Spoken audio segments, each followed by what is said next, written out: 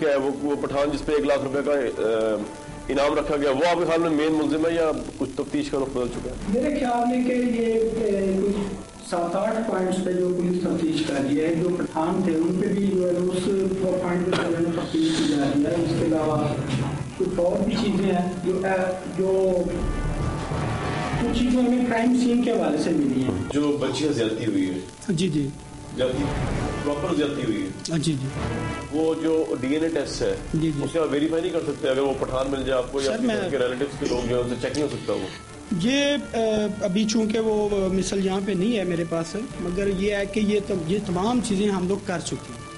इसमें डीएनए के लिए भी हमने जो है ना, जो हमारे सस्पेक्ट्स है वो भिजवा दिए हैं। जो मुजरिम है उसका तो सेमन है ना आपके पास? जी बिल्कुल। देखिए, ये बताएंगे हमें डीएनए वाले, अभी तक आया नहीं उसका? अभी डीएनए वालों का रिजल्ट हमें मसूल नहीं हुआ है। वो सैंपल ले लिया? जी, वो सैंपल तमाम। वो आप लड़की के घर वालों, बच्ची के घर वालों से भी उसमें अप्लाई? जी, उनमें कुछ लोग उनके रिलेटिव भी हैं, उनके भी हैं, कुछ इलाके के लोग हैं वो भी हैं। आपको शक है घर वालों पे, रिश्तेदारों पे, जो आप कह रहे हो 20 घर रहते हैं वहाँ पे? देखिए, मैं आपको एक बात मैंने बताई कि ये बात 100% कन्फर्म नहीं है कि वो बच्ची किडनैप हुई है।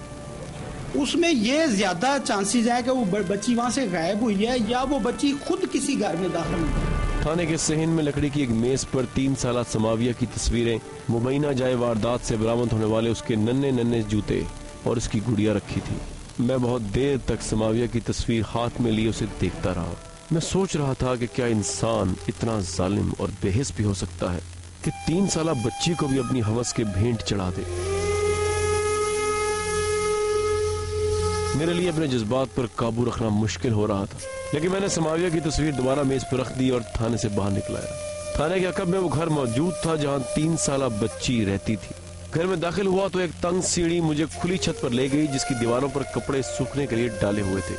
मेरी हिम्मत ही नहीं पड़ रही थी कि मैं किस तरह समाविया के माँ बाप से पूछूं कि उनकी बेटी के साथ क्या हुआ, मगर मैं हकाइक जानने के लिए बेताब था। वाकया कब हुआ? आपकी बच्ची गुमशुदा कब हुई? ये जुमेरात की बात है। मैं घर आया हूँ, बेगम मेरी कहती है समाविया नहीं है घर, उसको जरा देख के कहाँ गई है। मैंने कहा इधर ही होगी या चाचू को घर होगी, तो यहाँ बाहर कहीं खेल रही होगी। उसने कहा 10 बजे की गई है, 10 साढ़े 10 बजे की घर नहीं है, ये भी पता तो करना था। मैं गया हूँ, पता किया मैंने, नहीं मिली मुझे। तो दोस्त है हमारा राशिद, मैंने उससे पूछा है, सामने ना उसकी दर्दी की दुकान है। मैंने कहा राशिद बेटी मेरी नहीं देखी समाविया? उसने मुझे कहा, उसने कहा वो पठानों के घर गई थी, तो उसके बाद मैंने नहीं देखी। मैं गया हूँ उसके पास, पठान के, रहीमुल्ला उसका नाम है। मैंने उससे जाकर पूछा, लाला बेटी मेरी नहीं यहाँ आई? कहने लगा कि यहाँ नहीं आई थी हमारे पास, खेल रही थी, शरारतें कर रही थी, लेकिन फिर चली गई है। फिर हम उसके बाद थाने गए, जाके हमने रिपोर्ट लिखवाई, लेकिन उसने हमारी बात नहीं सुनी। उसने कहा आप जाके ढूंढें। हाँ जी, मियाँ जबार साहब, उन्होंने कहा कि आप जाके ढूंढे तो मैं कंट्रोल रूम पे कॉल चला देता हूँ। किस तरह पता चला? मतलब आपको? इधर हम बैठे थे अपनी हवेली में, तो वो आए हैं, गए हुए थे फैसलाबाद। उन्होंने आकर पठान का घर देखते हैं। हम गए हैं उधर पठान का घर देखने के लिए, तो सारे अंदर चले गए हम।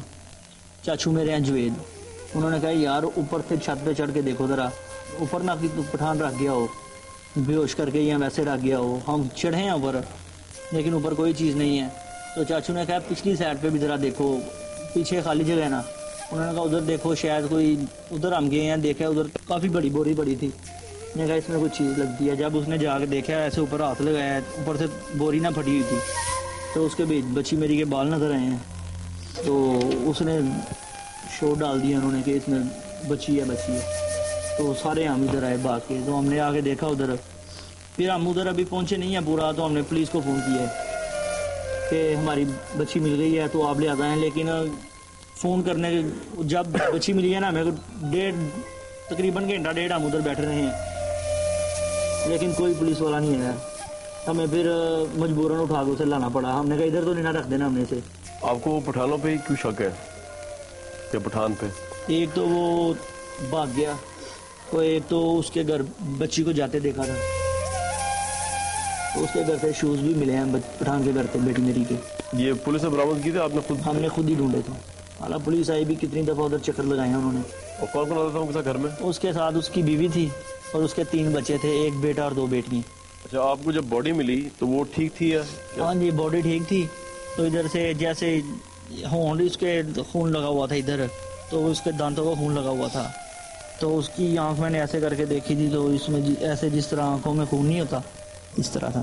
समाविया की दुखी माँ अपने जज्बात पर काबू रखते हुए अपना दुख बयान कर रही थी। किस पे आप लोगों को शक है? हमें तो सब पर शक है, मुजरिम सामने आएगा तो फिर हमें। और बच्ची तो बहुत ज्यादा आती होगी जी। तो जिस दिन ये वाकया हुआ उस दिन वो आपसे मिलके गई थी? नहीं, मैंने उसके सुबह कपड़े चेंज किए थे, शूज़ पहने, कपड़े पहने, तो पर मेरे साथ खेल रही थी अपनी बहन के साथ, छोटी के साथ। नीचे मेरे साथ गई है तो कहती मम्मा मुझे पैसे दो, मैं देती हूँ, अभी ठहरो ज़रा। तो फिर वो बाहर चली गई है 10 बजे, फिर वो आई नहीं बाहर अंदर। तो हफ्ते को पता चला आपको अपनी बेटी का? जी। बोलने की काबिल थी आपकी बच्ची? बोलती थी? जी, वो बहुत बातें करती थी। आपको क्या मुखातिब मम्मा कहती थी? मामा, कभी मामा, कभी अम्मी भी कह देती थी प्यार से। ये तस्वीर कब दिखाएंगे आप? पकड़ेंगे तो इनकी तस्वीर दिखाएंगे इनको, मुझे दिखाएंगे। ये इनकी तस्वीर कब उतरी थी आपकी बेटी की? 10-12 दिन हुए थे। बड़ी बेटी थी आपकी? जी। तो अब मतलब किस तरह जिंदगी आपकी कितनी तब्दील हो गई उससे, मतलब उसकी याद में आप रहती होंगी? बहुत याद आती है। मुझसे बात करने के बाद वो अपने कमरे में चली गईं, जहां मसहरी पर समाविया के खिलौने बिखरे हुए थे और वो अपनी छोटी बेटी के साथ उदासी के आलम में बैठ गई। मैं बोझल कदमों और उदास दिल के साथ सीढ़ियां उतर रहा था। ये राइट साइड में मेरा मकान देख रहे हैं, जो उस बच्ची का मकान है, उससे बड़े ही थोड़े फासले पे आपको मैं उस जगह लेके जा रहा हूँ जहाँ पे ये शक किया जाता है कि ये वो जगह जहाँ पे उस लड़की के साथ ज्यादती की गई, बच्ची के साथ। मकान पर ताला लगा हुआ था जिसे एसएचओ ने खोल दिया। ये है वो जगह जहाँ पे? हाँ, ये है इधर जिधर आप आए थे? पठान रहता था। हाँ जी, इधर हम आए थे ऊपर से। अच्छा, ऊपर से ऊपर जहाँ से आए थे? पहले हम आए थे यहाँ पे। आपको शक है कि शायद आपकी जो बच्ची है उसको यहाँ पे रखा गया है? हाँ जी, यही लगता था हमें पहले। तो जब हम पठान जब भाग गया था तो हमें पता चला कि पठान का नाम क्या है? रहीमुल्ला खान उसका। उसका नाम ले दें, रहीमुल्ला। हाँ, रहीमुल्ला यहाँ रहता था। इधर उसकी बीवी उसके बच्चे थे साथ उसके, इस जगह पे। हाँ जी, इधर। ये जरा दिखा सकते हैं? ये टॉयलेट है वो? ये तो लगता है काफी अर्से से शायद इस्तेमाल में नहीं है कोई जगह। 15-20 दिन तकरीबन हो गए। समझ में नहीं आ रहा था कि इतना छोटा सा घर जिसमें मुबैना मुल्जिम अपने 3 बच्चों और बीवी के साथ रिहाइश पजीर था, किस तरह इतने घिनौने फेल का इर्तिकाब कर सकता है। ये इस घर में जब पुलिस आई है 9 को जब वाकया हुआ है तो 11 को पुलिस इस घर की तलाशी एक दफ़ा लेके गई है, उनको कुछ नहीं मिला।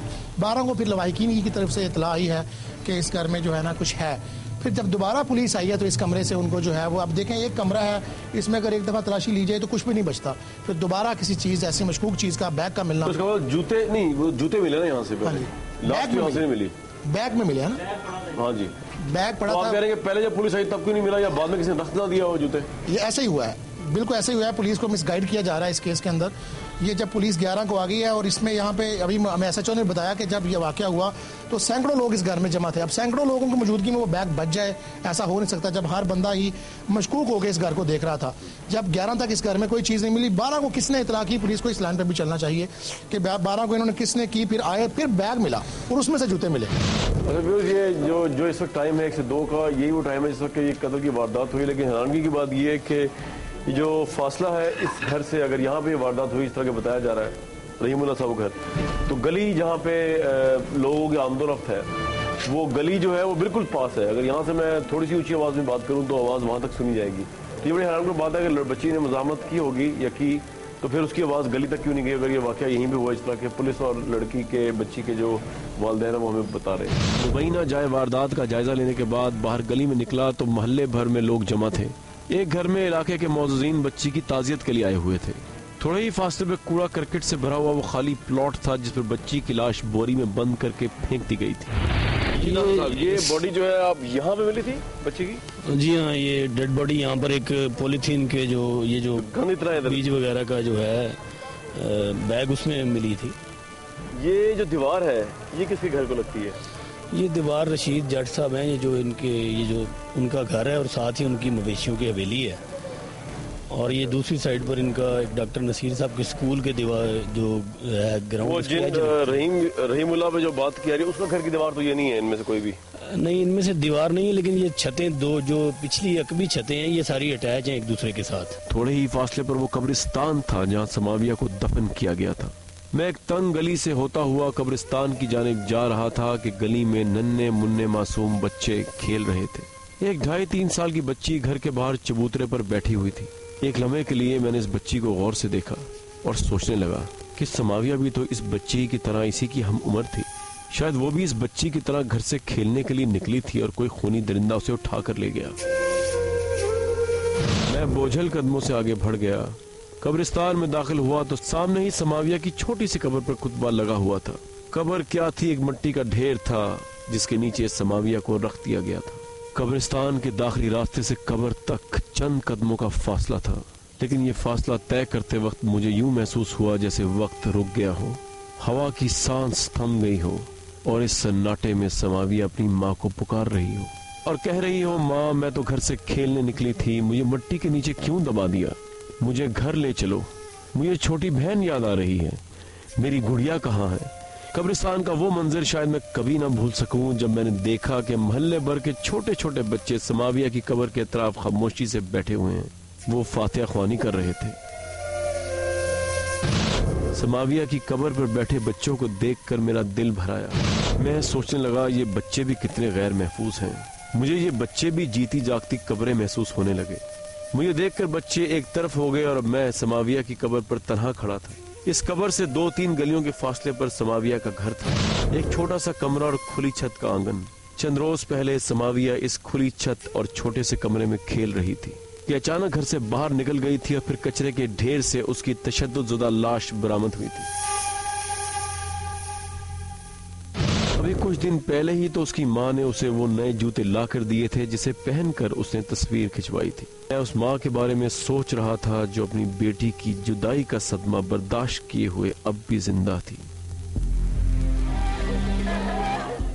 व्यूअर्स, ये तो हम आपको दिखाई रहे हैं जो एक इंफरादी केसेस हैं, लेकिन ये हमारे माशरे की सोच की अक्कासी भी कर रहे हैं कि हो क्या रहा है बेसिकली, और उसके बाद सिविल सोसाइटी क्या कर रही है तो हमें नहीं पता। फिलहाल मीडिया तो अपनी जिम्मेदारियां पूरी कर रहा है इन चीज़ों के इश्यूज़ को उठा के। लिबरल्स क्या कर रहे हैं पाकिस्तान के, ये भी हमें नहीं पता। इस पर कितनी रैलीज निकली हैं, हुकूमत वक्त से मुतालबा किया गया हो कातिलों को पकड़ने का, हुकूमत में कोई प्रेशर नज़र नहीं आ रहा।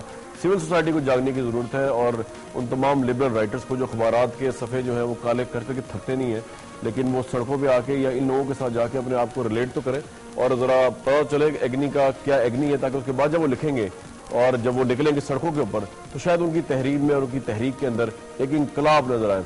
इस वजह हम आपको प्रोग्राम के बस आखिरी हिस्से में लेके जाएंगे और आपको जो वाक़या दिखाएंगे इससे पहले बहुत बहुत दिखा चुके हैं और हमने पूरी पाकिस्तानी सोसाइटी जो है उस वाक़े को देख के लर्जा गई थी, क्योंकि ये वो वाक़या है जो कोई 1-2 लोग इसके मुजरिम नहीं है, कोई मुलजिम जो है 1-2 नहीं है, ये एक पूरा माशरा इसका मुलजिम है, पूरा माशरा इसका मुजरिम है। वो वाक़या क्या है, वो माशरा कौन सा है, वो हम में से ही है, किस जगह की बात हो रही है, ये सब देखेंगे प्रोग्राम में ब्रेक के बाद।